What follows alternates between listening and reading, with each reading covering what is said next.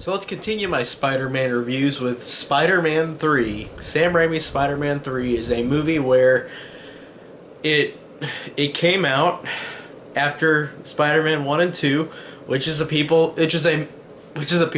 movie that people love, or movies. God, I'm messing up already. Movies that people love, the first two Spider-Man movies that Sam Raimi did. And then we got the third one.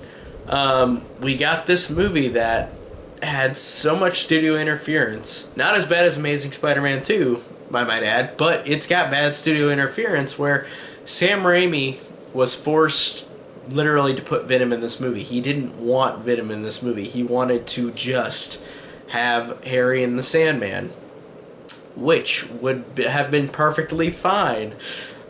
With what we got, it would have been totally fine without Venom in this movie.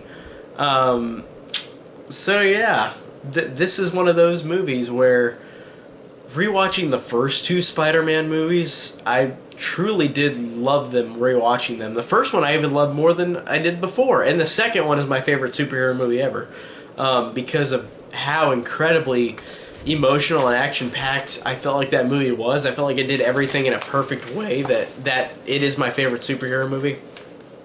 So you would think I would be more mad about Spider-Man 3. And honestly, no. Like, this movie isn't... It is no way near as good as the first two movies. But I feel like this movie has its merits. I feel like this does have merits to it. I feel like people... Whenever somebody says it's the worst thing ever, it's not the worst thing ever. People are just either trying to get attention or don't even think about literally like anything else that's good or positive about the movie. They just think, oh, because they ruined Venom in this movie, this is the worst movie ever made. Because the Star Wars prequels came out, and they were different. They were insulting. They were the worst things ever made. Star Wars The Last Jedi was the worst thing ever made, is comments I always hear, and none of those movies I think are awful in any way, shape, or form. So if I already lost half of the two people that watched this, then that's fine. I want to give my thoughts out for Spider-Man 3, because it's definitely not the worst thing ever. It is truly not the worst thing ever. So let's start out with the opening. Again, the opening credits honestly are really awesome. This is a great, like the last two movies, this is a great opening credit sequence where it shows clips from the first two movies in a really cool way, while it shows the spider web like in the last two in the opening credit titles, and it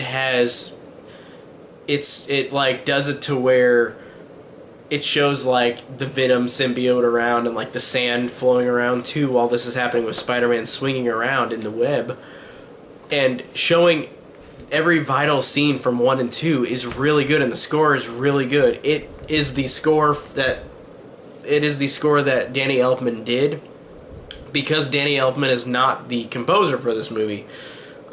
He backed out of this movie for, I forgot what type of reason. There was some reason. He and Sam Raimi didn't like agree with something. Maybe it was during Spider-Man 2 and he didn't come back for this one, but they used his theme though. Oops, bumped the camera.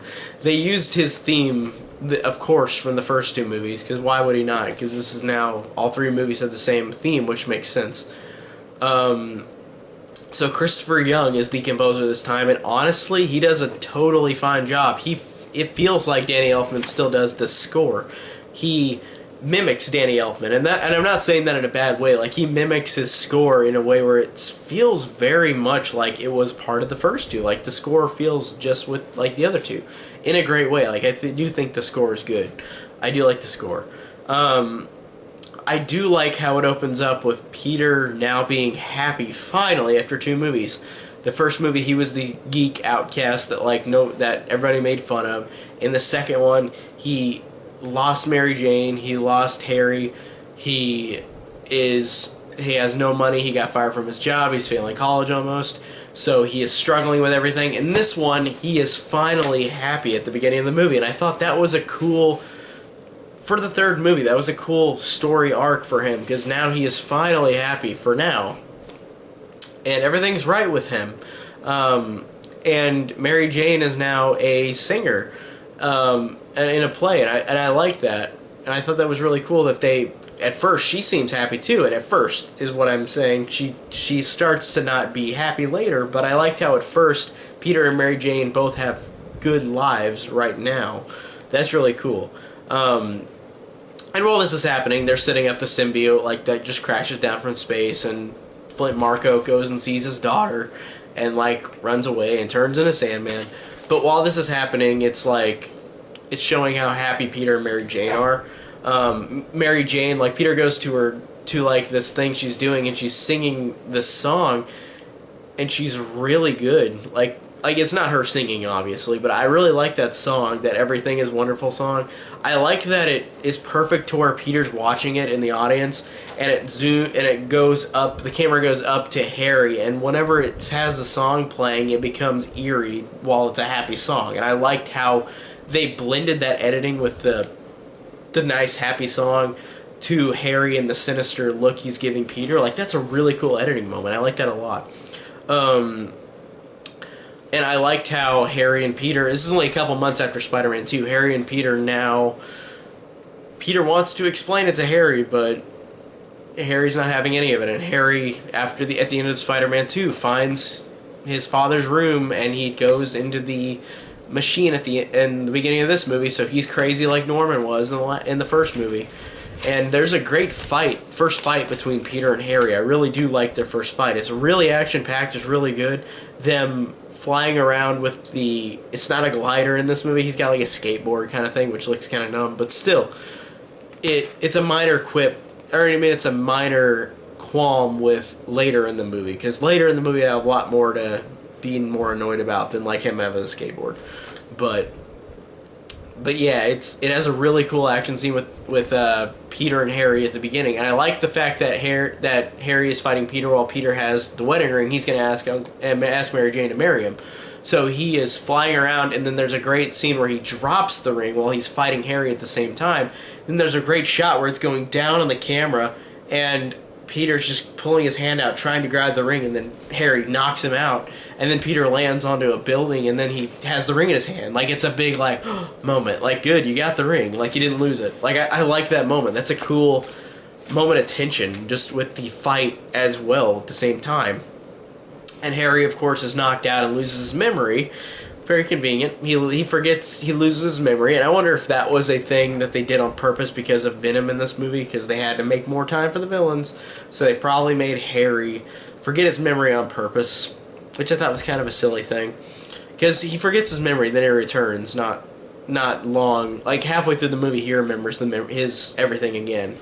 So yeah, and like I said, it's basically that right now, where Harry's now in a coma, and then the Sandman starts forming, and there's a great scene whenever Flint Marko is the Sandman, and like he forms for the first time, and he tries to grab his daughter's necklace, and like he tries to grab it with the sand, but then it just breaks. He tries to grab it with the sand, he breaks, and he does it again, and he can grip it. And I love the fact that just how beautiful that is with no dialogue, like him forming and becoming sand. Like, it was just and the score is incredible in that moment too, so it's a really cool scene.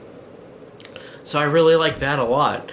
But then we get to another thing, which I think is so dumb and pointless in this movie. This character, if Venom wasn't in this movie, this character would have been gone too. And it's dumb that this character is in this movie. But Gwen Stacy is also in this movie as well. Bryce Dallas Howard plays Gwen Stacy, which I don't mind Bryce Dallas Howard as an actress at all, but like the way that this character acts in this movie is just kind of dumb. Like, she doesn't act like a smart person, and Gwen Stacy is supposed to be a smart character in the comics and in the Amazing Spider-Man movie. She's a smart person, so it's like, why did you make her kind of dumb? Like, it's not Bryce Dallas Howard's fault, but she kind of plays it as like this bubbly type of character where it's like, that just doesn't seem like Gwen Stacy to me. Even though I haven't read many comics, I've read a couple with her in it, but she didn't seem as bubbly as that. At least from the ones I read. So I thought that was so weird that she's in this movie. And it's weird because in the comics, like, Gwen Stacy is killed by the Green Goblin, and then Mary Jane is Peter's love. But it starts with Mary Jane in the first movie these three films, and there's even a gravestone in the end of the first movie where it says Gwen Stacy on it. So that I don't get. I don't get why she was just shoehorned into this movie, like really badly shoehorned in this movie. It's so weird that she's in this. She's also there because Spider-Man like gets a key to the city, and she of course is George Stacy's daughter, so she's Captain Stacy's daughter, so she of course gives Spider-Man the key to the city. Spider-Man gives her a kiss. Peter Parker gives her a kiss upside down like he did with Mary Jane, and Mary Jane is of course pissed about it, and I don't understand why. Did fame go to Peter's head? Like, she's right there, and he kissed, hardcore kissed Bryce Dallas Howard, or Gwen Stacy upside down, like doing the upside down kiss just like he did to Mary Jane, and she just looks at him like. And this happened right after Mary Jane gets let go at her job too, because she didn't sing loud enough apparently, according to the critics, and all the papers. So Mary Jane, I love the fact that Mary Jane is now in a rut, like how Peter was in the second movie. I love that she is in the rut now, and she is feeling not good anymore. Like, she's not happy anymore. And I like the fact that this causes them to have an inner turmoil with each other.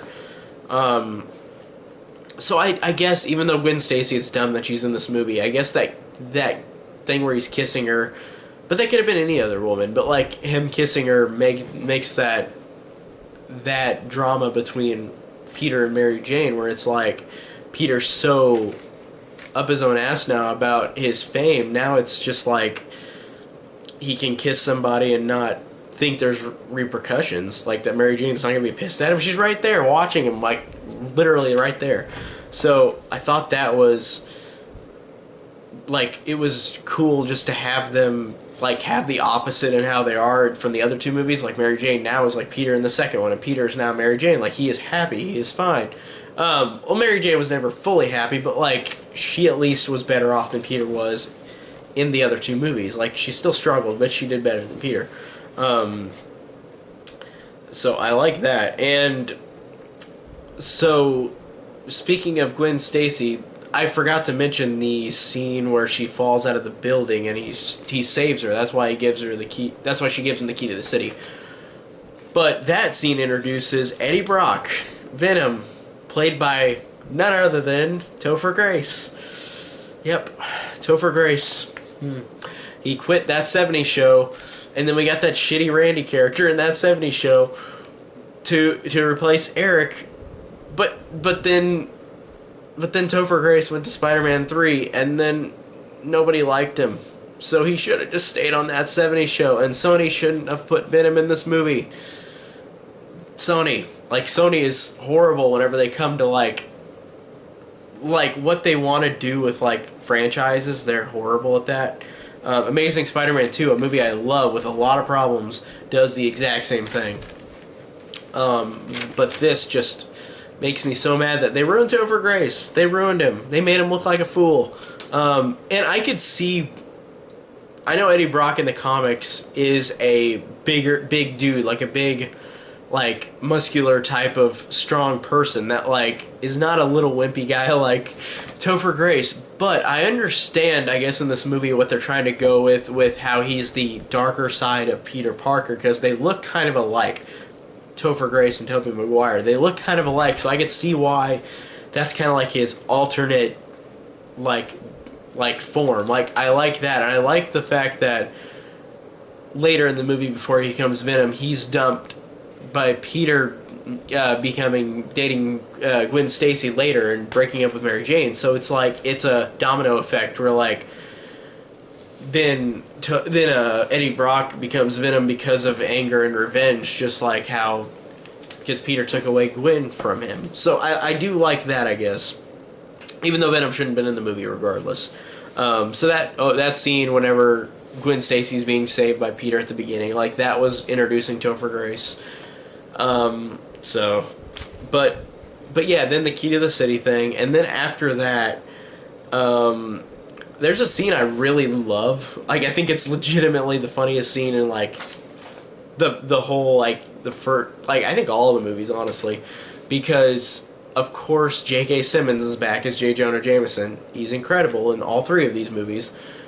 That scene where where Betty Brant is paging him, and she says, like, he's getting angry, and Betty Brant, Elizabeth Banks, who plays her, says to him, like, the wife says she wants you to have the pills. So he gets the pills out, or he starts to grab a pill, and she'll beep really loud, and he'll shake the table, and she says, not that one. He'll try to touch another one, not that one, and it beeps. And then he just stops because he knows she's going to beep again, and then he goes, and then she just goes, and then he grabs it, tries to open it up, he opens it up, and then she beeps to where the table shakes, and he just drops all of his pills, and then she says, don't forget to drink water. Like, it is one of the funniest scenes in the whole franchise. That was an excellent scene with J.K. Simmons. I love that scene. Just another great scene in all three of these movies with J.K. Simmons as J. Jonah Jameson. Like, he's so funny. It's such a great scene. I had to mention that, and I bumped the camera again. But I had to mention that, because that's such a great scene. And I mentioned how I love Mary Jane is on the opposite end now of Peter, and I liked how in this movie you realize that I guess the wrong man killed Uncle Ben, like, that died whenever Peter chased him down at the end of the first movie, or I mean at the beginning of the first movie. He chased him down, but that wasn't the guy. It was Flint Marko, the guy who turned into Sandman. So now Peter is dealing with that. Like, he is mad that, like, the killer is still out there. Like, he's gonna go do something. He's getting angry. He's gonna get revenge on him. He wants to find him to kill him. I do like that. I do like the fact that this movie does connect with the overall theme of revenge. Like, this is revenge for Peter Parker. Like, he wants to find Flint Marko and kill him for killing Uncle Ben. Eddie Brock wants to kill Peter after taking Gwen. Mary Jane is mad, and Peter is like all of this with their relationship breaks away, so Peter is gaining more revenge and more anger on like he's feeling more of his revenge towards Flint Marko now, since he's even lost Mary Jane, or is losing her too. So he's gaining everything in his mind towards Flint Marko. So he is vengeful and wants to kill him. And I like that everything in the movie is pushing towards him to have to go and get Flint Marko. So I like that a lot. And like, so they reveal it's the wrong man. Like, which I don't like. I guess in Spider-Man 2 they did say that whenever Harry says, like, you wanted to find your uncle's killer, but Harry didn't tell Peter that he killed that other guy, or that guy fell out of the window. Like, he didn't kill him, but yeah. And I liked how that fuels his rage to have the symbiote connect to Peter Parker, even though, again, Venom doesn't need to be in the movie. But I like the fact that the reason why the symbiote connects to him is because Peter is angry and wants to kill Flint, because he finally realized who the real killer is. So I like that. And I liked the movie up until this point. Really, I liked this movie up to this point a lot. The first half of this movie is really solid. It really is a good, effective first half. And after he gets the symbiote on him, Peter, the movie gets crappy because there are things I do like, though. There are things I do like. It's weird because whenever he becomes Venom, he becomes emo and he becomes stupid. He's got this stupid black hair and he talks like he's a badass, but he's not. Like Tobey Maguire, the way he's acting, like, it's not his fault, like, he had to do this shit, but it's just stupid.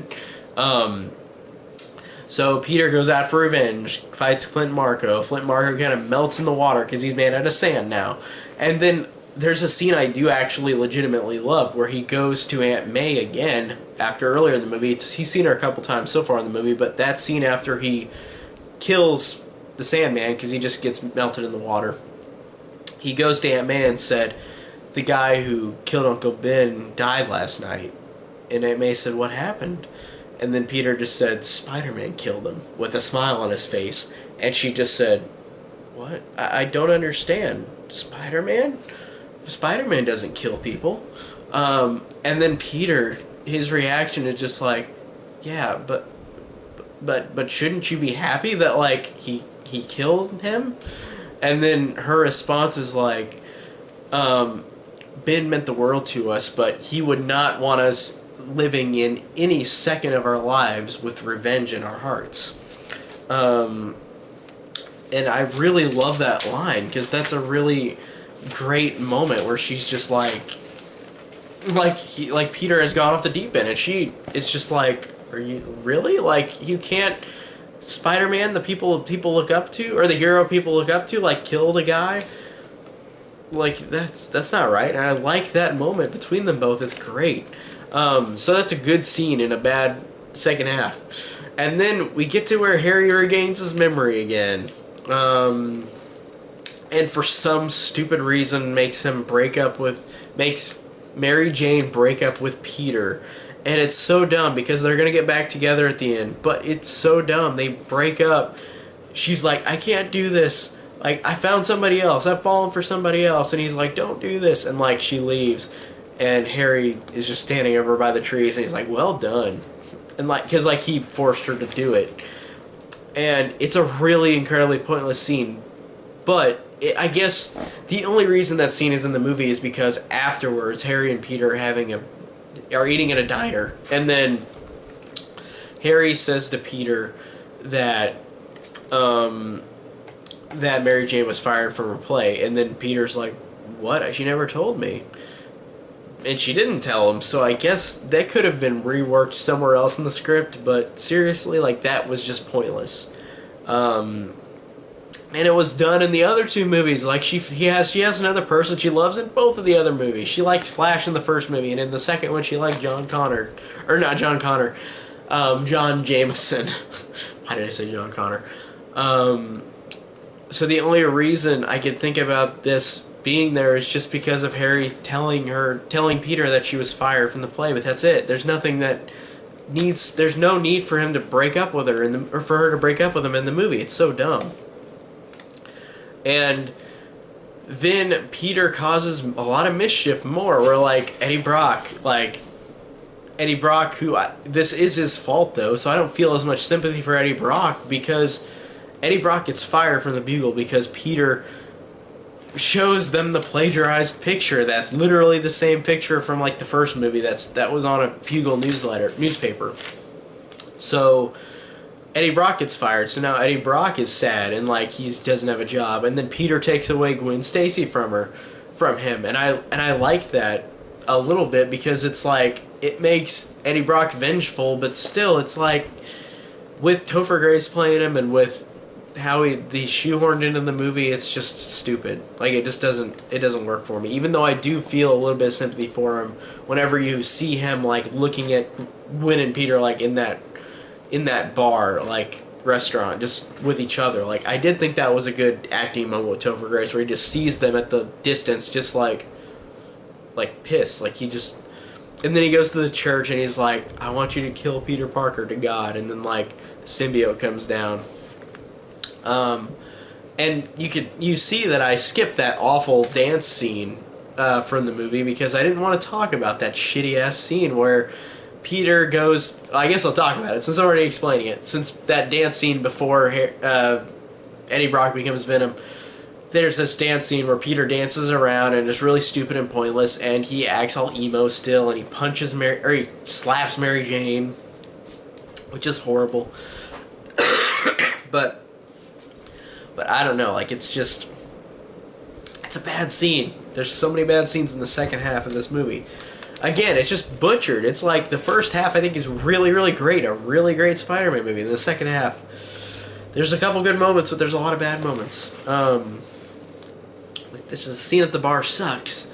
And, like, Eddie, of course, gets taken over by the symbiote because Peter breaks away from it. And then him and the Sandman join up after one line. They're like Venom's like, "I want to kill him too, Flint. Let's join up," and they do. And then Harry, like Peter and Harry have a fight earlier in the movie where like Harry is got a bomb, like one of those pumpkin bombs thrown at him, and he literally gets scarred in the face, just a little scar. Like a bomb like blew up right in front of him, but he got a little scar on him. And Peter wants to say I'm sorry for everything he did, and then Harry's like, get out. And then Bernard, this guy who was the servant of the Osborns since the first movie, with which this could have been resolved in the second movie if he would have just said something, but Bernard in the third movie tells Harry like, you're I cleaned your dad's wounds and he had the glider impalement in him, so he killed himself. And then Harry immediately is like, okay, so Spider-Man wasn't evil the whole time, or he didn't kill my father the whole time, and I don't want to kill him anymore, and we're best friends again. Very convenient, Bernard. Very convenient. And then we get to the last act, where Mary Jane is taken again. The first two times, it's totally fine when Mary Jane is taken by the villain, but in the third time, she literally... Like, there's no point of her being taken, and she was originally not in the movie. Originally, Gwen Stacy was the one that was taken at the end of the movie. But then I guess, where would you have Mary Jane Watson in the movie? Like, there would be no point of her in the end of the movie. So I guess they had to put her... Like, it's so much smarter in the Amazing Spider-Man movies with Gwen Stacy. Like, she doesn't get taken. She helps out with Peter both times in both movies. In all three of these, Mary Jane gets taken by the villain, like a damsel in distress.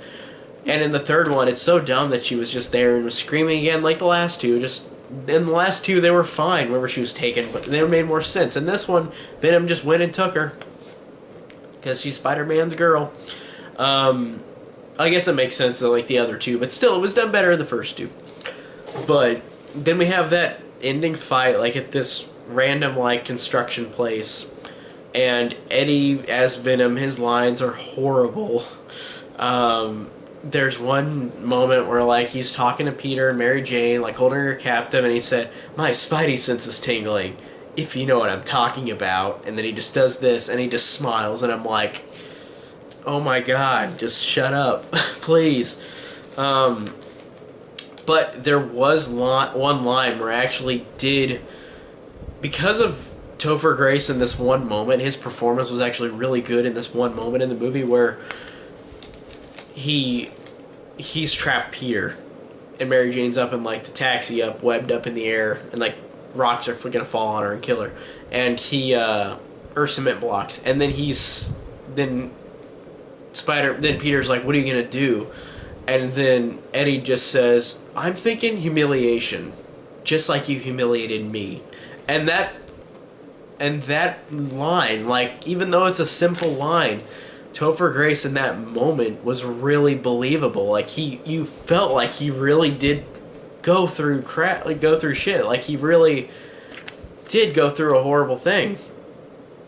Even though, of course, it's his fault that he wanted to marry Gwen Stacy that he had a coffee with one night, and then he plagiarized a picture at the Daily Bugle and got fired for it. So I don't feel super bad for him. But that line where he said that, like, the humiliation thing, like, he wants revenge on that for Peter because Peter took Gwen Stacy, took his job. So, even though it's his fault in a lot of ways. But still, I did like that moment between them. And the action is alright at the end. It's okay. It's an okay ending location. It's just not epic like the last two. I do like the fact that Harry does sacrifice himself, and I feel like that was the intent with the first two movies as well. Like, I don't think that was the thing that changed with this movie. I feel like this movie always was going to have Harry commit a sacrifice to save Peter, because Venom came up to Peter and was going to kill him, and then with the glider, but then Harry gets impaled on it instead, and Peter like stops Venom by like putting all the bars together and making the noise, and that'll get Venom to break away. But Eddie Brock still goes in there and blows up with Venom. Like, he can't live without the symbiote.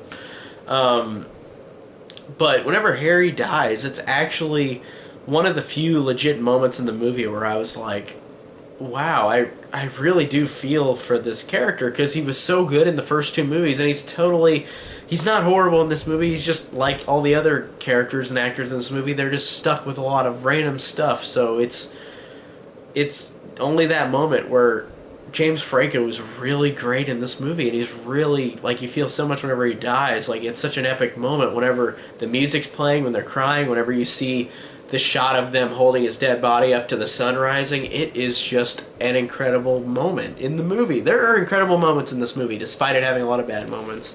So I love that. I love that scene. And then we get the scene with Flint Marko, and he explains the whole thing with Uncle Ben. Like, he was an accomplice to the guy from the first movie.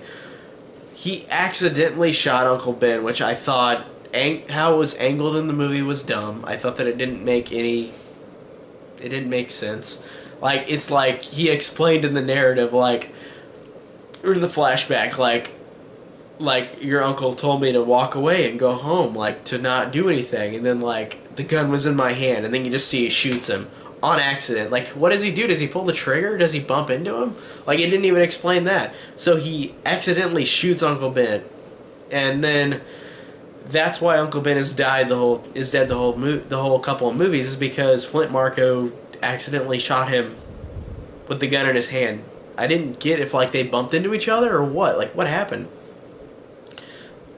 Maybe like the other guy from the first movie bumped into Flint and he flinched and shot him, but still, that's a dumb reasoning to like have Uncle Ben killed. Like, I didn't think that was just kind of dumb. And this was Cliff Robertson's last role, I think, in a movie. So, I mean, this movie wasn't great, but it's cool seeing Cliff Robertson in the last Spider-Man movie that they did with Tobey Maguire. So he was a great actor anyway. So it's good seeing Cliff Robertson in this, despite the movie having issues. But yeah, Peter just says like, "I forgive you" to the Sandman, and then he just fades away into sand and flies away. So if we made more movies, maybe he would have became an accomplice to Peter. But I don't know. Just like how the Lizard could have been an accomplice to Peter in the Amazing Spider-Man movies. But what do you know? Sony just doesn't care, and they trash those films as well. So yeah, and the end of the movie is the funeral of Harry, and then I do like the fact that this last moment of this movie, since there aren't any more movies, I like the fact that Peter and Mary Jane went through so much in this movie, whether it was good writing or not, but they went through so much in this movie, and at the end, whenever she's singing that song, is really good too. I'm done with love or whatever, and that voice is really good, and I like how she's singing that, and then she sees Peter, and she goes up to Peter. They say no words to each other. They just hug, and it's as if you don't know if they're going to get back together or if they've gone through so much in this movie that they just have a sigh of relief and hug each other, and then you just see them, they just hold each other, and the movie ends.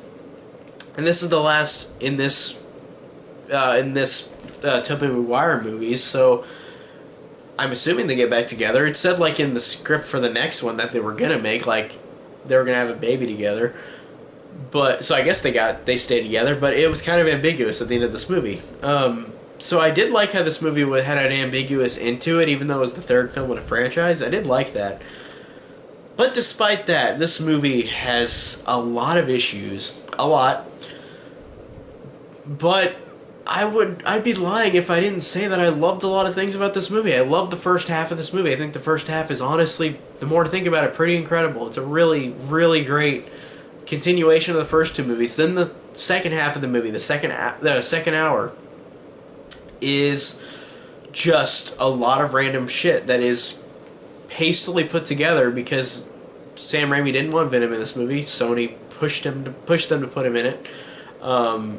Gwen Stacy's in it for no reason, so it's and then the argument that everybody has because everybody hates Topher Grace as Venom, so it's like this movie, I can understand why people get defensive and don't like this movie. I understand that, but I feel like this movie is nowhere near a piece of shit. No way. Anybody who says this is just lying to themselves. I think that's ridiculous.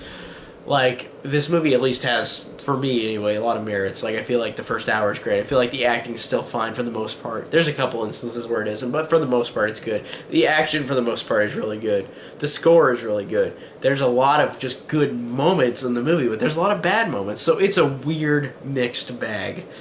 So that's how the Tobey Maguire films end, on a note where it was quote unquote not good enough to keep going, because Sam Raimi had arguments with them about the next script for 4, and then they rebooted 5 years later with The Amazing Spider-Man in 2012 and made 2 movies, and then rebooted again with Marvel. So you're noticing a trend here. Sony is not very good with movies, with like wanting to put so much shit in a movie. Amazing Spider-Man 2 does the exact same thing. Even though I love that movie more than this, that does a lot more, even sometimes worse. So yeah, Spider-Man has had an interesting life at Sony. So that's it for the first 3 Spider-Man movies. And next up, I will be talking about The Amazing Spider-Man 1.